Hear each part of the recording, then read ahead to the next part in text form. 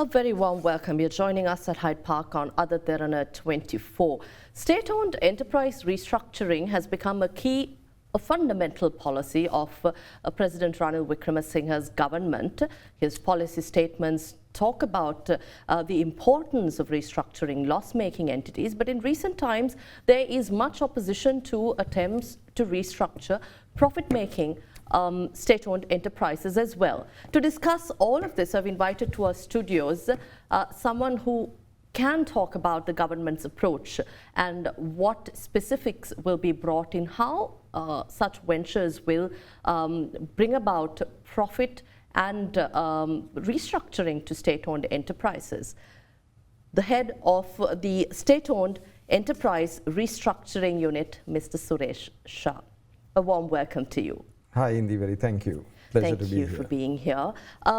First of all, I'd like to ask you now, the State-Owned Enterprise Restructuring Unit, this was set up under the Finance Ministry, if I'm not mistaken. Yeah.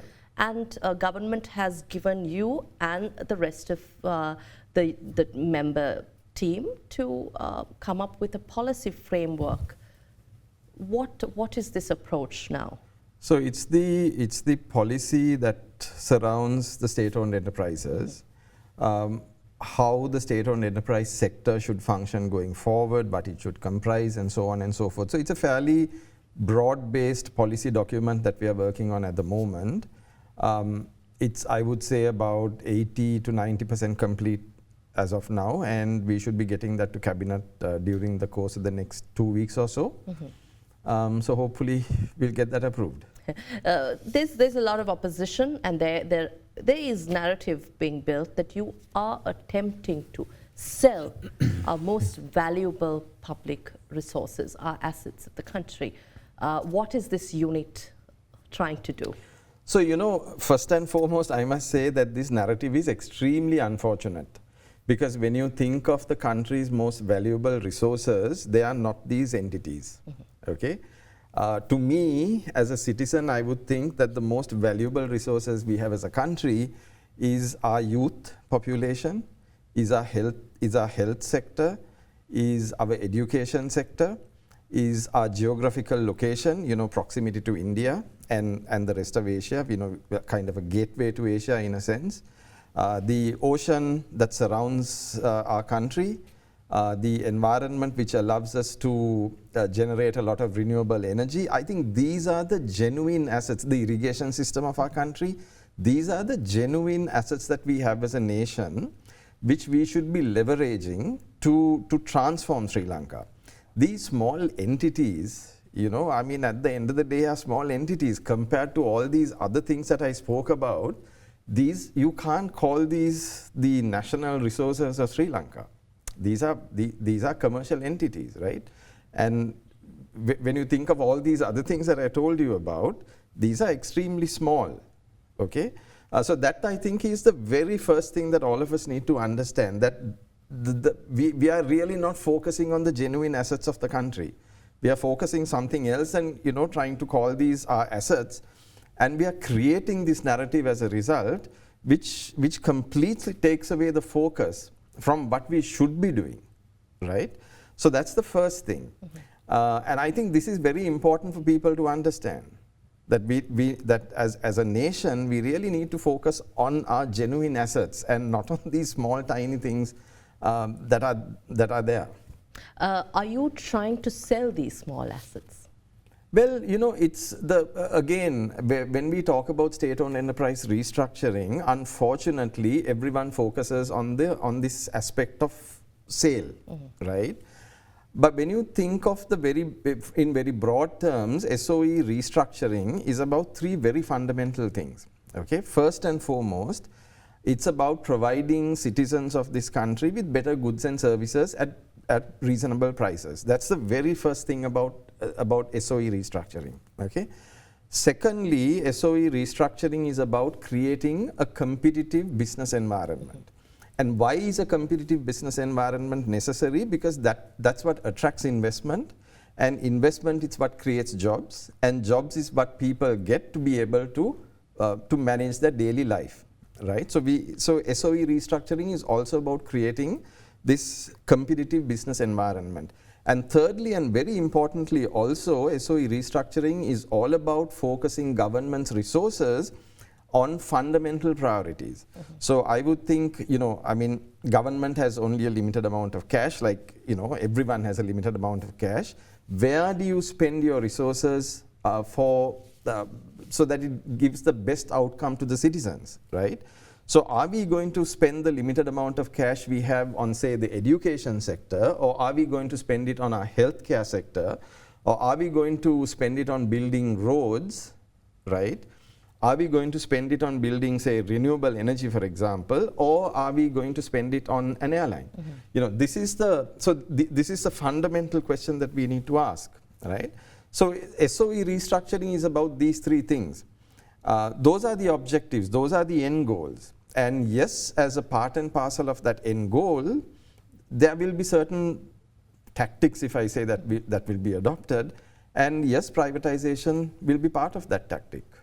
Right. So again, talking about the unit itself, before we speak further on the entities, how big is this unit? And we understand that a lot of corporate leaders, those who've actually contributed to changing and contributing to the economy, have a part to play in this unit. Who do you report to? Who gives you the brief on what should be done? Tell us a little about that. So it stems from government policy. Government policy was announced by the president in the budget. So that's the kind of the fountain where the whole thing starts from. The unit is set up under the finance ministry. We report to the finance ministry. That's how the whole structure works. In terms of those who are on the SOE restructuring committee itself, like you said, they're all corporate leaders. We have one gentleman who's from the presidential secretariat also. So he's from the administration, but the rest are all corporate leaders. I mean, people everyone knows, people of the highest credibility and stature. The unit itself is very small, because we don't want to be spending resources unnecessarily. It's a small unit. We are at this moment, and it will expand a little bit, not a lot. We will use the resources of the SOEs and the existing government resources to the extent possible to get our work done. Very conscious that we are not going to spend a lot of money. So, for example, we don't have fancy offices. We are based at Temple Trees, one of the buildings inside Temple Trees, another government office. But what is the focus currently, apart from the policy also, of this unit? We understand that you will be advising the government, the finance ministry, on the way forward in terms of restructuring, reforming these SOEs.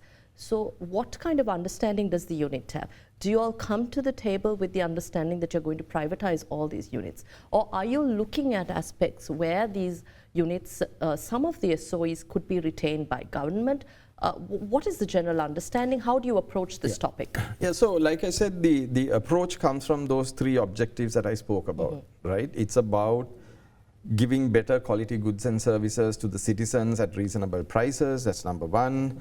It is about releasing government resources to focus into priority areas. It's about creating this very competitive business environment. Those are the objectives that we have in our mind. And like I told you, yes, privatization is part and parcel of that process, but it's not the only thing. Okay, there are lots of other things. Let me give this to you in the form of an example as to how this whole SOE thing has created a kind of a mess within our economy and the kind of things that we need to unravel. Okay, so you take your mind to, say, 6-7 months ago, when you were pumping petrol or diesel into your vehicle at a subsidy, right? Now this subsidy was borne by the Ceylon Petroleum Corporation, and because it was selling fuel below cost, it made a huge loss, right? Stress on its balance sheet. Now to recover part of this loss, okay, since it was the monopoly supplier of jet fuel to airlines coming in and out of the country, it was able to sell jet fuel to these airlines at a premium, right? At a premium compared to rest of the region, right? Now, Sri Lankan Airlines, about 25 to 30% of their operating expenditure is jet fuel. So because CPC, making a loss, was charging higher prices to the airlines, The Sri Lankan airlines also increased their losses because they were paying more for the jet fuel than they should have, right? So their losses went up. Now both CPC and Sri Lankan airlines are making losses. The government didn't have the funds to fund these entities. So what do? They go to the banks asking for money. No commercial bank was willing to lend them the cash because the balance sheets were weak.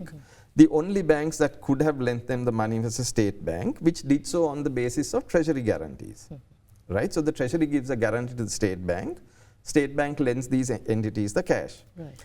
Today, the state bank, the treasury guarantees are not worth the paper they are written on because why? Government is in a financial crisis, right? So see what has happened. CPC is at a loss. Sri Lankan Airlines is running at a loss. The state banks are under pressure because they are not getting paid by either CPC or Sri Lankan Airlines, right? So who has benefited from this? As an individual, have you benefited? Yes, for a while you got subsidized fuel, but what happened? Then we ran out of fuel completely. Now you have a fuel quota, and you suddenly have had a very sharp price adjustment in a very short period of time. So as a citizen, you haven't benefited, right? The entities are all making losses. They haven't benefited, right? The state bank balance sheets are under stress because they are not getting repaid, and the government is in financial crisis. Citizens haven't benefited, entities haven't benefited, nor has the government. Why are we doing this? So we need to unravel all of this. So state-owned enterprise reform is about unraveling all of this. Okay? How far into it are you all now? So, I mean, you can just imagine this is an extremely complicated task, okay? Because you got to be mindful, you do something here, something else somewhere gets out of control. So you tell CPC to subsidize, and at the end of it, without even knowing about it, it's a state bank balance sheets that go under pressure. So you got to be very careful how you unravel this, okay? So you are not going to do this in a month. Nor are you going to do this in 3 or 4 months. It's going to take time. What's the mandate for the unit? I mean, for how long would you operate? There isn't a time period in that sense, Indeewari, and also one of the other things we are doing to get the kind of authority that we need, the SOE policy that you were speaking of will be turned into a SOE law at a point, so that will give the legal framework. And we also, Cabinet has actually approved a holding company under which the SOEs will come. We are in the process of forming that holding company. So, it'll be, so we are looking at a system to make sure that SOEs that remain within government will be operated in an efficient, productive, competitive way. Why is state-run CBCPC and other essential service providers not under your unit, and also the state banks? Well, the CBCPC, I think the reform process started before our unit was set up. The ministry had taken that over. They're doing a pretty decent job with it, as we can see. So, I mean, somebody is doing the job properly, let them do it. Why mess with that? And that's fine. Where the state banks are concerned, again, with the debt restructuring and all of that, there may be things that need to be looked at which are a little bit beyond the scope of beyond our unit. It needs a particular level of expertise.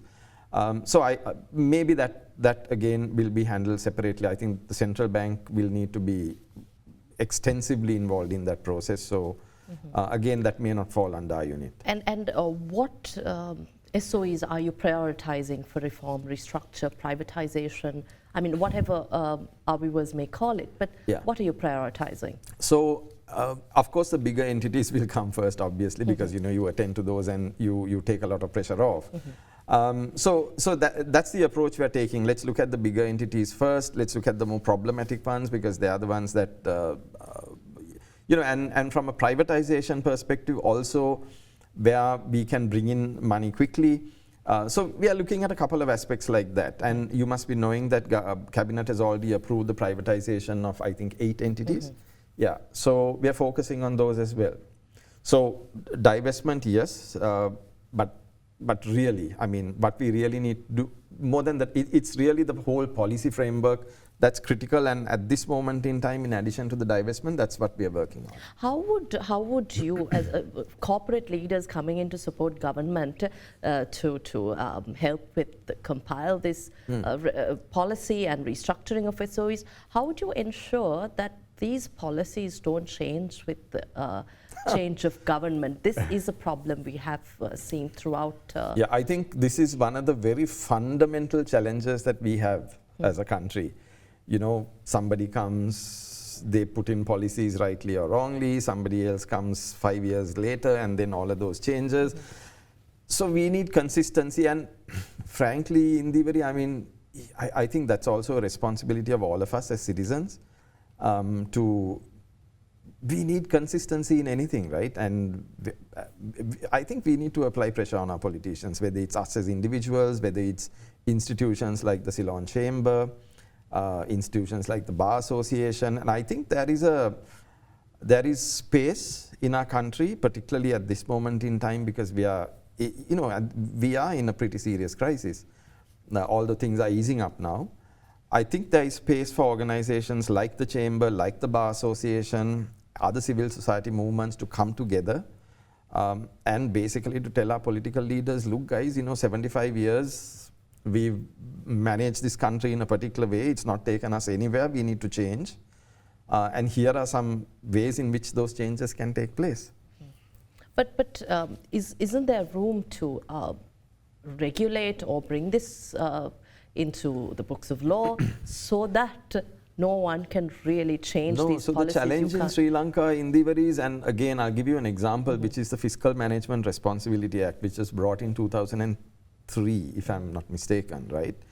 Fundamentally, that law was to prevent the fiscal deficit of government going beyond a particular point. But every year since then, that has, the goalposts have changed. So the challenge that we have is that our laws can be changed by a simple majority, right? And let's not forget, I mean, we had a 17th Amendment, and then we brought the 18th Amendment, which was very much against the 17th Amendment. Then we brought the 19th Amendment, which was very much against the 18th. Then we brought the 20th, which was very much against the 19th, and so on and so forth. And it was exactly the same people who voted for every one of those, right? The reality. So that tells you something. So now we are talking about an independent central bank bill, which is very good. I think the central bank needs to be independent of fiscal management. How do we prevent that the independence of the central bank being taken away 5 years down the road? Because a simple majority in parliament, and that can happen. But so we need to figure out a mechanism to safeguard these important and good pieces of legislation. The opposition to reforms or restructuring to SOEs that, yes, say some of the opposition members of parliament claim that we need to look at structures that Singapore brought into place. And some say, look, no privatization, going to joint ventures again, where you invite foreign partnerships to work with the government, or even to list them and then give shares out, and the government also have a holding. So do you have a particular structure that... from a citizen's perspective, why does the shareholding matter? As a citizen, I mean, take your industry, right? Now, there are how many TV stations out there? 15? And, government has 2 TV stations, okay? What percentage of the population gets their news from Rupavahini and ITN? Versus what percentage get the news from, say, Derana or any one of the other stations, okay? So why does shareholding matter? But from the perspective of a citizen, what they're looking for is good quality products or services, right? Reasonable pricing and availability. Do you care, when you buy something, when you buy a packet of soap, or when you buy sugar or when you buy rice, I mean, are you really bothered who the shareholder is? As long as your rice is of a decent quality, decent price, freely available. But the opposition is also, and the concern here is by that side, is that the creation of monopolies are allowed, which again... So we are completely against monopolies, which is why I keep harping on by saying that we need to create competitive environment. So monopoly, no way. We will not create any monopolies in this process. Okay, there may be situations where for a few years you may need, you may not have you may not have any option. There may be a situation there are monopolies, but with sunset clauses. So after 3 years, 4 years, or 5 years, monopolies get taken away. So we are in no way are we looking to establish. Are we looking to change a government monopoly into a private sector monopoly? Right. Do you have any investment interests or investors reaching out to you already for? Well, plenty of people are calling and saying, I'm interested in this, that, or something else. Yeah. But we are saying, look, we are following a very clear, transparent process. Anybody who, our process is simple. Anybody who wants to submit a proposal will have the opportunity to do so, because we will invite expressions of interest via publishing advertisements in the media. So anybody who wants to submit a proposal will have the opportunity to do so. So whether we are selecting transaction advisors to help us in some of these transactions, or whether it's about inviting investors, it will be through that publicly advertised process, which allows anyone who's interested to submit a proposal. There will be no unsolicited bids accepted.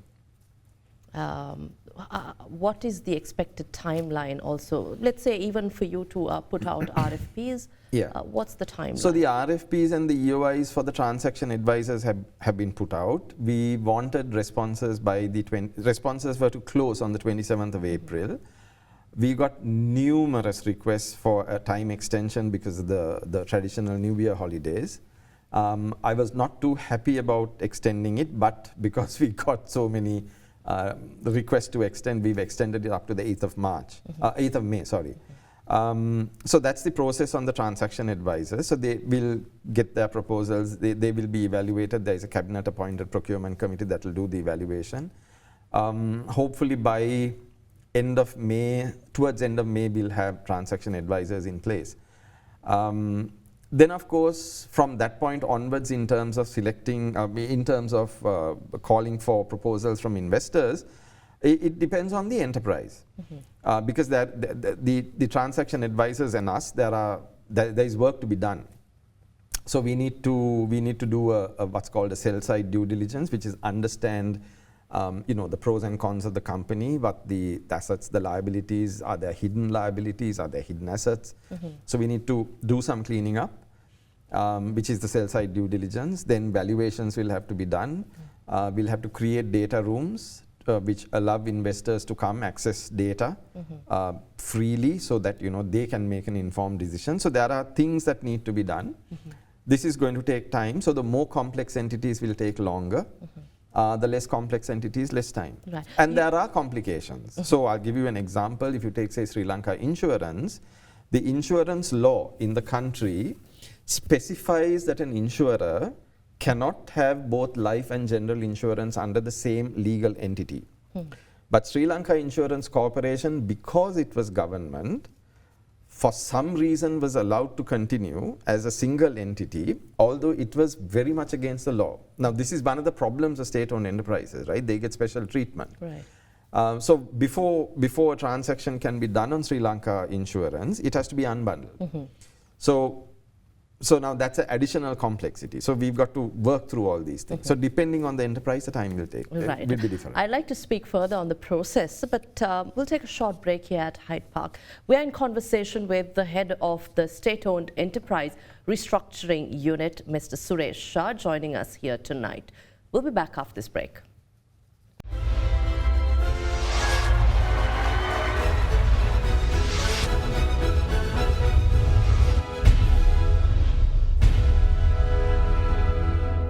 Welcome back. We're in conversation with Mr. Suresh Shah, the head of the State-Owned Enterprise Restructuring Unit. You were talking about a process, the due diligence to a lot of work which sounds complicated to us, of course, but I'd like to understand how, again, I'm going back to the question about the unit's mandate and how you all operate. It seems like corporate leaders who have other successful entities and are very busy coming together to advise the government. But how are you going to work on this due diligence?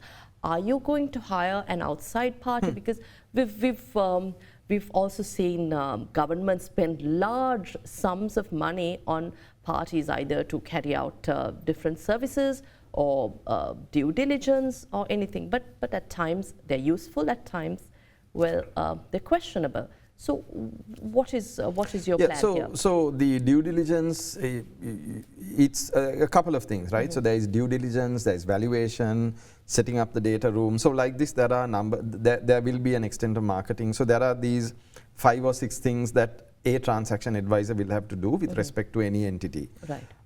We don't have the capability. Well, you can set up the capability, but it's A, time consuming, B, it's extremely expensive to do that, and then once some of these things get done, then what you do with all those people. So these are all things that have been outsourced to transaction advisors. Transaction advisors are usually investment banks, then of course the big 4 accounting firms. So that's roughly the profile of these people, right? So yes, we will be outsourcing that work to them, again through a very competitive and very transparent process. Is it expensive? Well, it's not cheap. How do we pay for it? We pay for it through the successful conclusion of a transaction. So usually usually it's a fee based on the transaction value. Which also is an incentive for the transaction advisor to help increase the value that we will finally get for a transaction. Does this mean the government will not be allocating anything specifically for this unit to engage in? Well, there is a, I mean, there are people working in the unit, their salaries need to be paid. Although we are in a government building, there is still a rent to be paid, the electricity. So there is a budget for all of that. By the way, I must say none of the members on the committee are taking any remuneration at all. They are all working pro bono. But for the transaction advisors themselves, there will be payments, obviously, that we will have to make before the transaction gets concluded. So for those, we will have to find the funds for those. But having said that, all those payments that we make in advance will be deducted from the final fee. So the government will get the money back.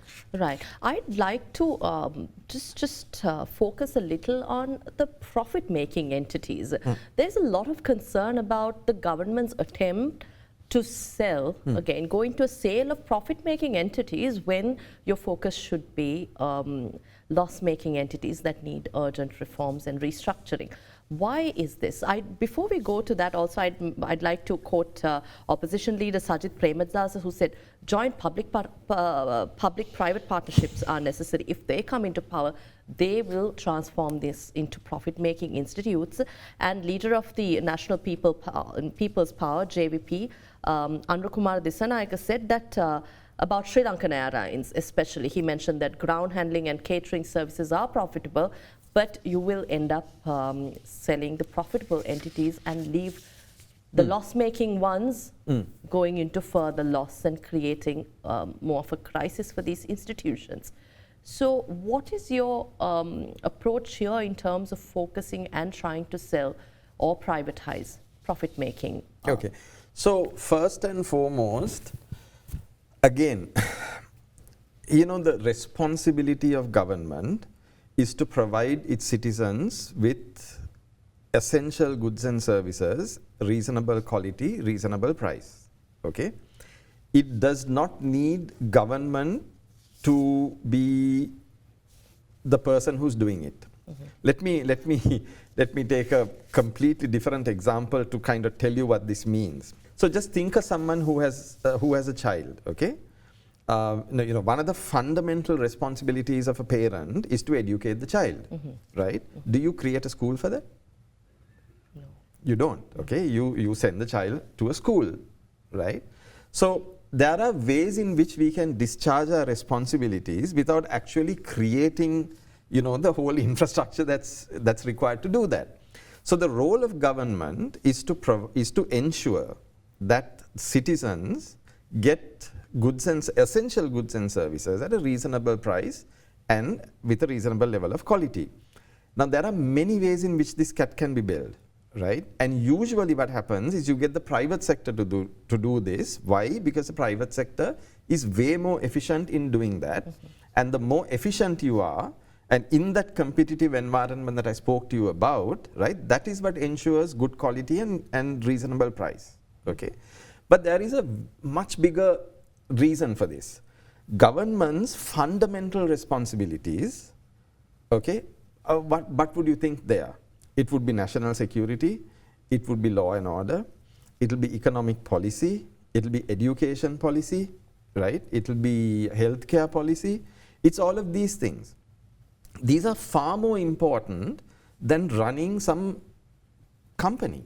But there are also questions about, sorry to interrupt, about national security when it comes to privatizing the national carrier, Sri Lankan Airlines. What's the private security issue around that? What's the national security issue around that? National security in terms of an airliner. So these are concerns that have been brought. So let me turn that around this way, okay? Quite a few essential items are imported into Sri Lanka, right? For example, fuel. And that's a fundamental product for daily living, right? Our power is generated, the transport system, we need fuel. Fuel comes in ships. Do we own the ships that bring it here? So, so these are the stories that have been, and I also think that I don't think anyone has really tried to explain, So how come the government, or maybe, I mean, I know you're not part of the government, but you are in this case hybrid. So, in a hybrid situation. So how come you've really not tried to take this to the general public? Because half of the people are ignorant about what's really happening. There is half of parliament saying, well, you're trying to sell all assets, and this is a very sensitive question in terms of our society, national security. People take it very personal and serious. So how come this topic so has not been I dealt must with? say I must accept part of the responsibility of not having the communication strategy sorted out up to now. But one of the reasons that's holding me back is also we still don't, like, the policy that we are working on. I want approval for that policy to be able to go out there and give the entire picture rather than giving, only parts and parcels of it, right? But you're absolutely right. I think that communication strategy is absolutely important, and we're working on that. We're putting the team together now. We're trying to coincide it with the approval for the whole reform policy, and then we will work on this.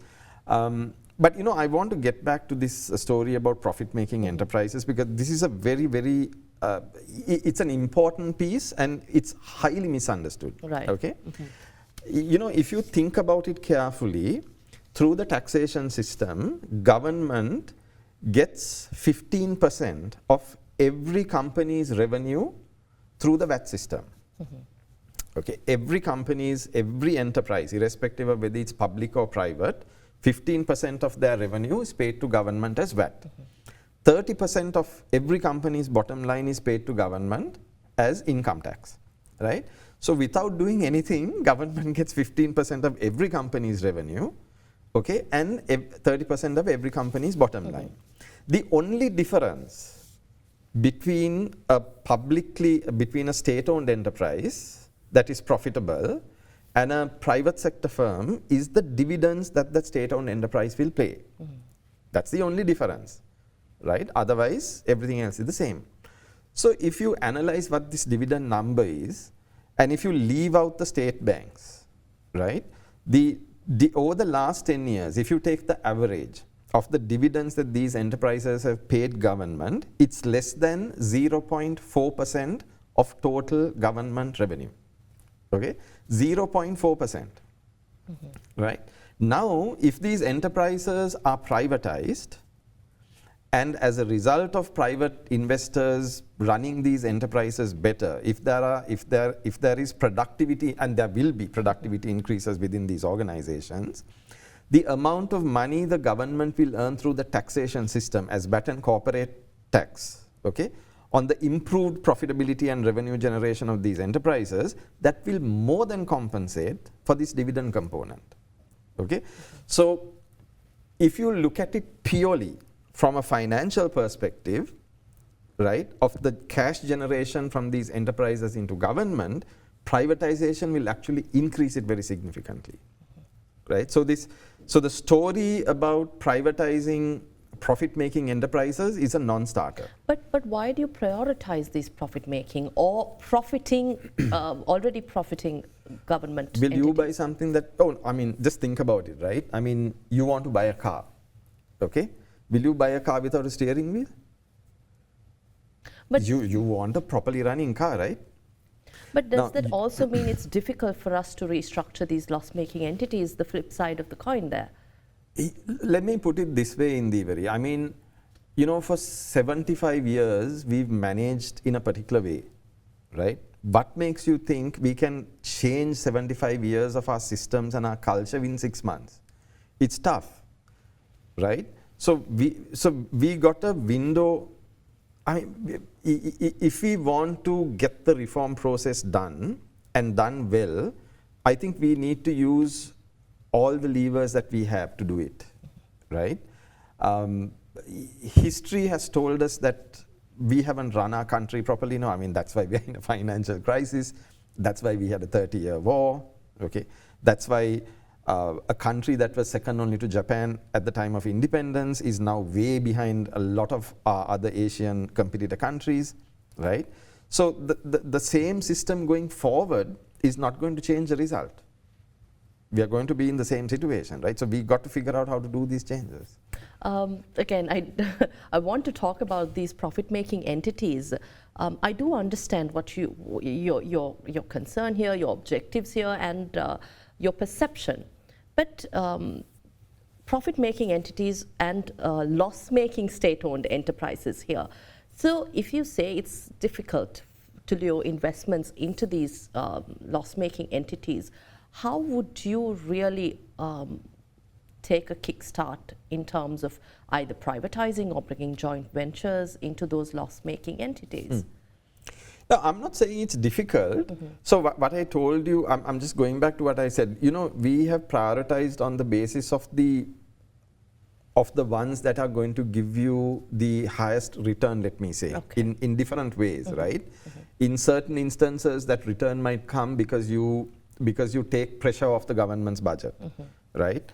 In certain instances, the return might come because you get a higher value, right? Okay, but you know, fundamentally, and again, unfortunately, we are all focusing on this whole privatization story than on the whole reform business.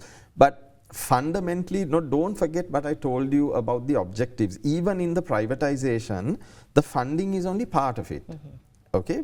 But it's more about those 3 objectives that I told you. It's about providing better service, better goods to the citizens.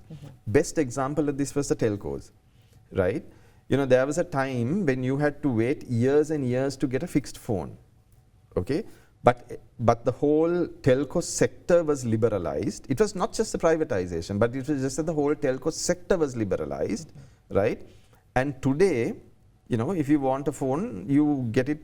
If you want a phone and a number, you can get it in 5 minutes, okay? You just go, fill a form, you have a number, which is your mobile phone, okay? So this is the kind of transformation we need.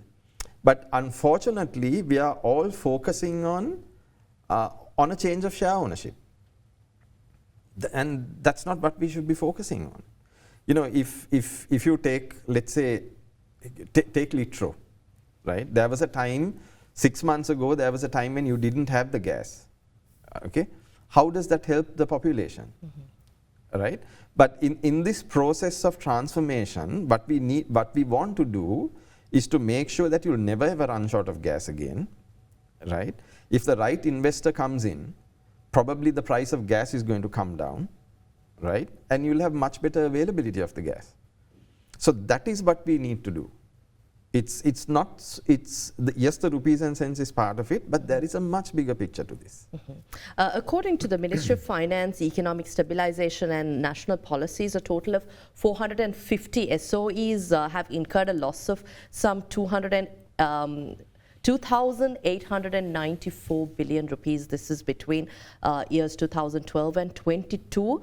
With the highest being recorded in 2020, the year 2020 alone. So you mentioned about the 8 institutions that have been prioritized, cabinet approved.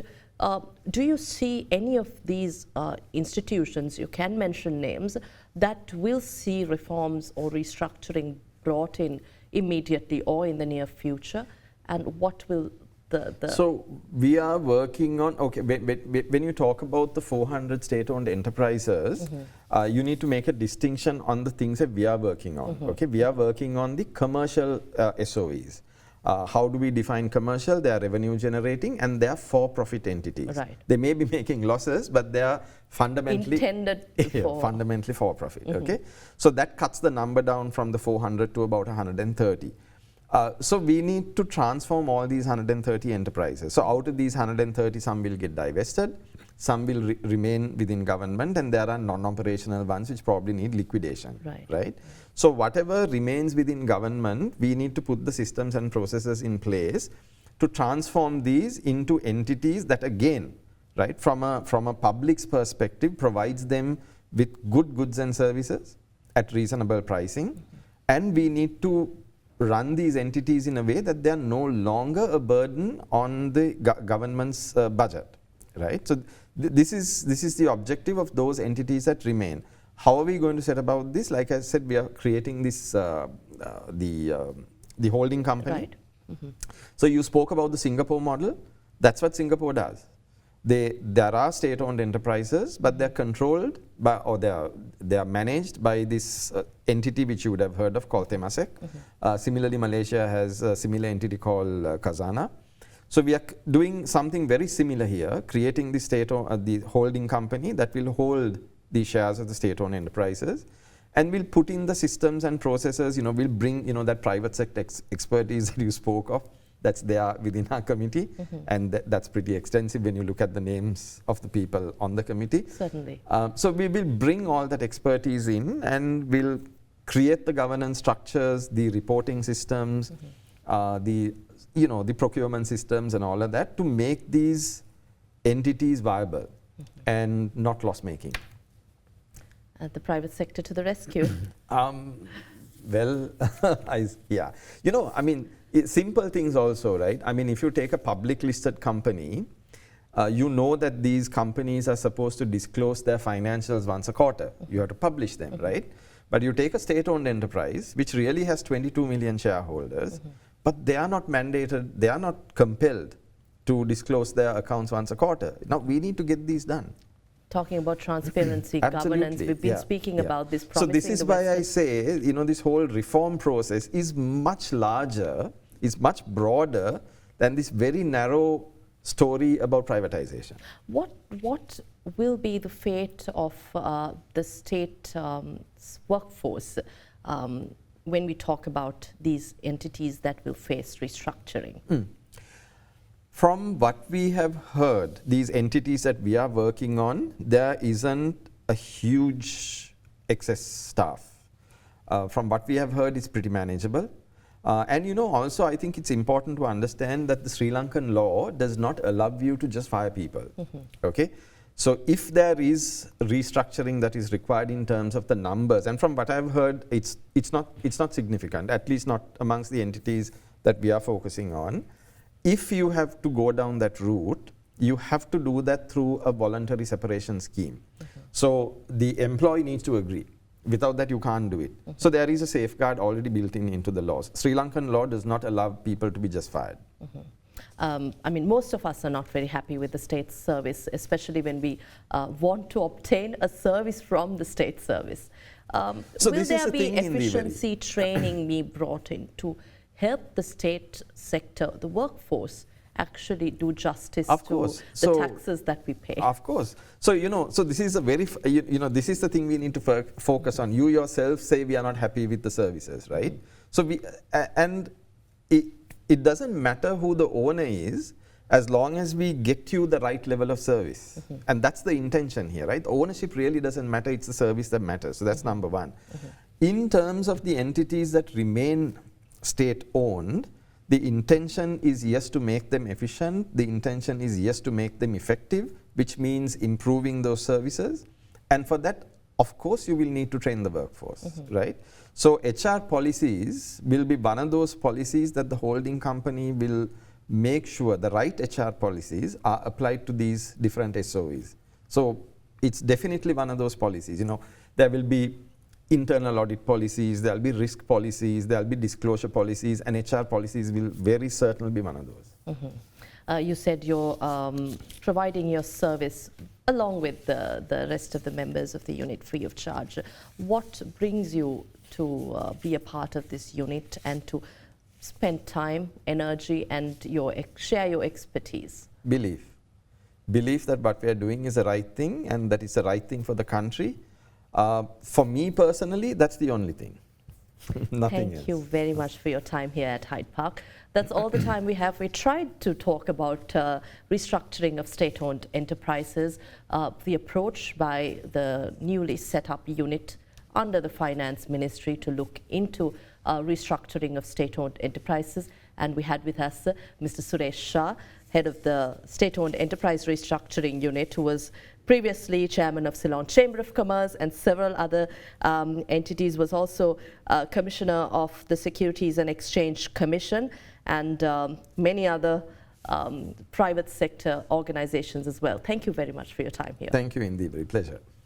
We'll see you again next week with yet another conversation at the same time here at Hyde Park on AdaDerana 24. Have a pleasant evening. Good night.